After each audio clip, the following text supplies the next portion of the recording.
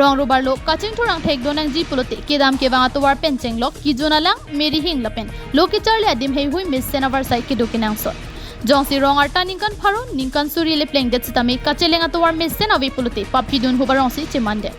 lason thak thaksi dhan surya havar ke parlo difu manja kacheleng atovar arai along kachikoi dun not Rongkangthir Anthony Teron arong mati dengja arong arta ningkan trogner kep su se pleng tanglo bonda pinyar ni ansitami kilometer hini wer adak atovar sitami kedam ke bang avar sai mesen pen sarkar ke rap longpon pi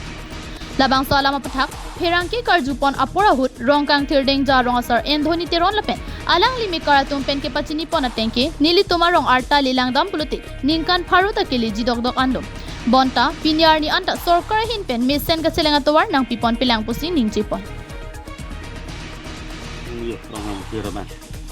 là tua đó bạn là tí tê mà đây là non emily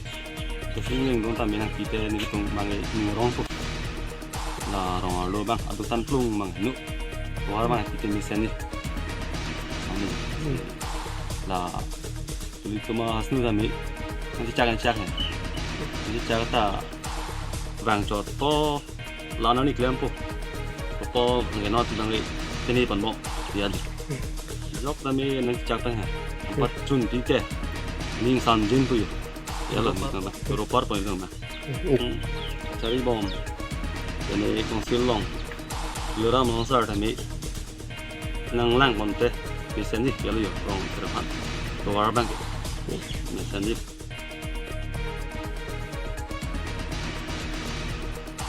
kai keta nang silam po pining aseng kan lapen nang silam pipon vek po pu arleng ki theatum alam chak nang kachi chak ansi apor ki kedam bom lupusi ning duk chepaklang pon rong asar lapen ami karatum pen kachuning ripona tenke non ipong ki nahok pen sidami nilitum arong atwar mesen pen nang silam pipon vek tha athe nilitum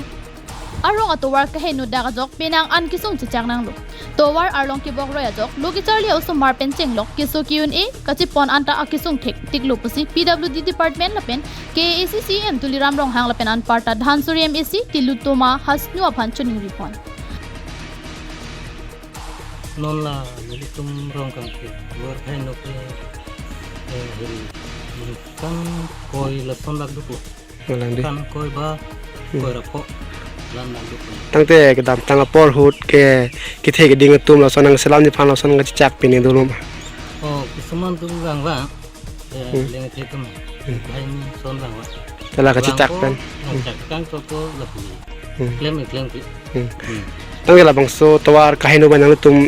อารมณ์อะไรละเป็นนกชาลีโซมาละเป็นกิสุกินเอจิปอนก็อันกิสุงดูละ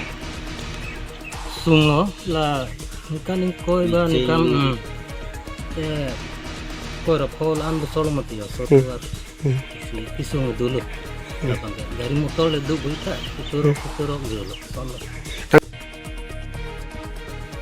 tabang sa towar ka hino puthak rong asara pen rong arat ka chuning ripona teng pen selam pipon jine mati kai kya son la pusi padopon kok pune laki kewang jelang apora hutsi chini ponte bonta Rongkangthir arat tumabang ke ningkreng barla sitami kedam kewang ka siksak pen si chichak nang bomdo News report Harsing Ronghang KTV News